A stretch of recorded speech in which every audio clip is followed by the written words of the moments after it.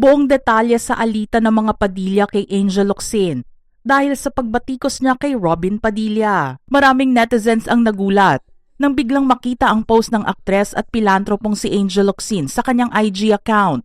Nabasa kasi ang isang mahabang mensahe nitong Huwebes, July 16, 2026, ng alas 3 ng umaga.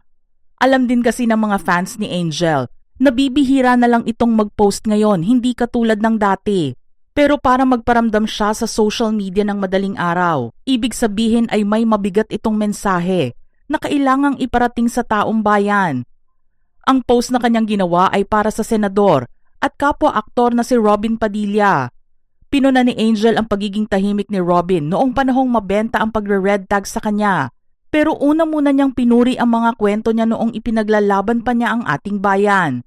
Noong mga panahong magkasama pa sila, madalas umanong ikwento ni Robin ang panahon kung kailan siya namundok at nag-armas para ipaglaban ang bayan. Nabanggit pa nga niya na dinadalaw siya ng kanyang dating kasintahan doon sa bundok.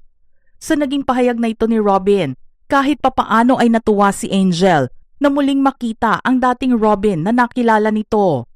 Para sa kanya kahit papaano ay naging tapat ito sa pagkakataong iyon.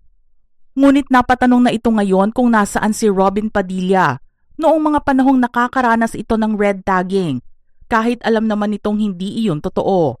Sa katunayan, kasama at katsikahan pa nga umano ni Robin ang mga taong gumagawa ng red tagging, habang siya naman ay naghugas kamay at pumikit sa katotohanan.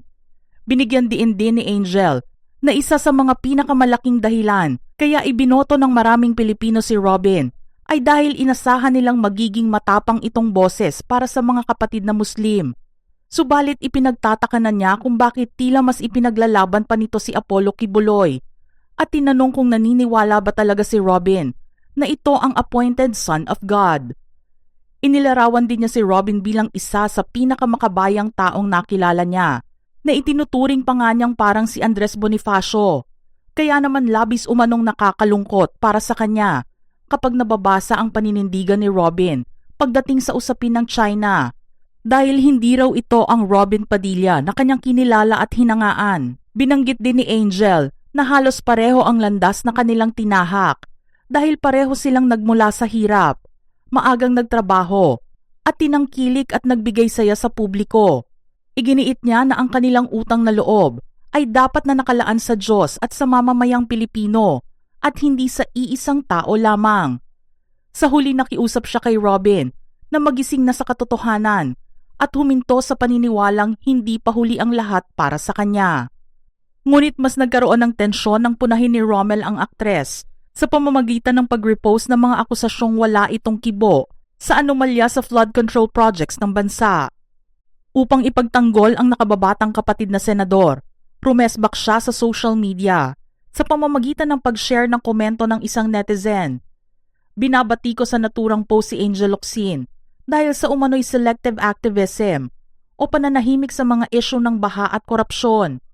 Sinang-ayunan ito ni Rommel gamit ang simpleng hashtag na Real Talk.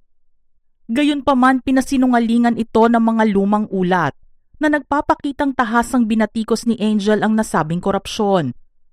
Pinalaga ng mga netizen ang paratang laban kay Angel Locsin sa pamamagitan ng paglalabas ng patunay na binatikos niya ang flood control corruption noong September 2025.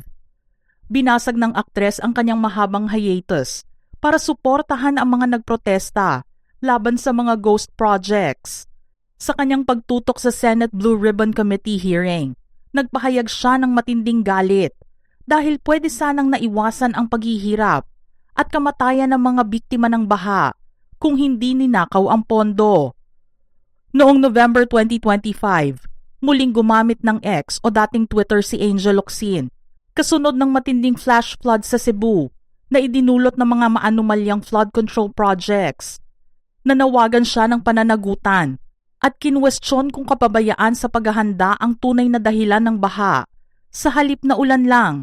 Sabay pakiusap sa mga otoridad na suriin ang isyu upang hindi na ito maulit.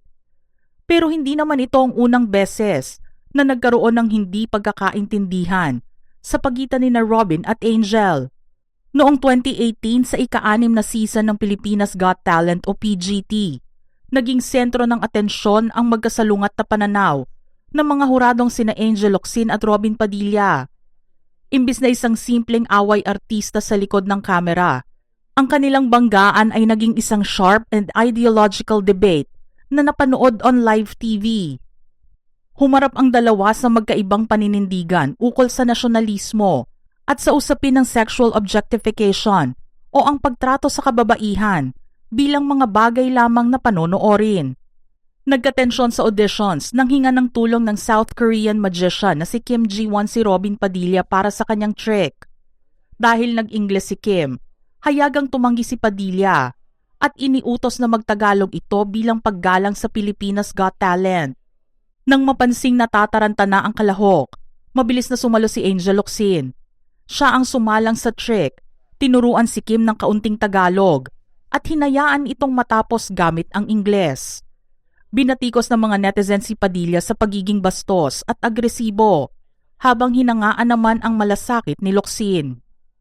Gayunpaman, pinanindigan ni Padilla ang kanyang aksyon sa social media. Nag-upload siya ng bandila ng katipunan at sinabing udyok ito ng Filipino pride at iginiit na obligasyon ng mga dayuhan sa Pilipinas na mag-adapt sa katutubong wika. Mas lalo pang nag-alab ang tensyon nang sumalang ang Playgirls, isang grupo ng mga kababaihang mananayaw na nagpakita ng isang mapangahas na car wash routine na nakabikini lamang.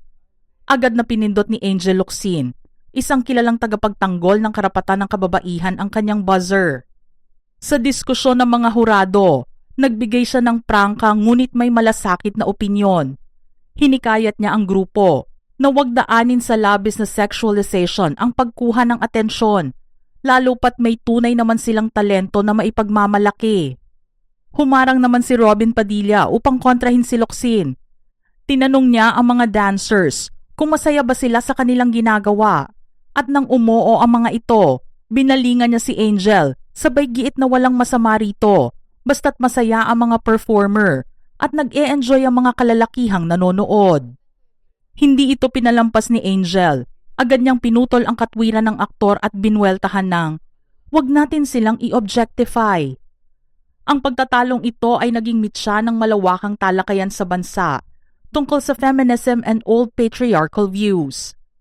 Sa internet, maraming manonood ang bumatikos kay Padilla at sa mga kasama nitong lalaking hurado dahil hindi nila nakuha ang punto ni Angel. Giit ng marami, ang kanilang depensa ay nag-e-endorso lamang sa pagtrato sa mga mananayaw bilang mga sexual na bagay. Dahil sa pangyayari, ang issue ay nagdulot ng matinding kampihan online. Ipinaglaban ng mga fans ang track record ni Angel sa pagtulong sa mga kalamidad, habang nanindigan naman ang mga loyalista ng mga Padilla. Umabot pa ang lamat sa pamilya nang i-unfollow ni Mariel Padilla si Angel sa social media matapos nitong i-call out ang kanyang asawa. Mga ka-showbiz peeps, ano naman ang inyong reaksyon sa ating istorya ngayon? Share your thoughts in the comment section below.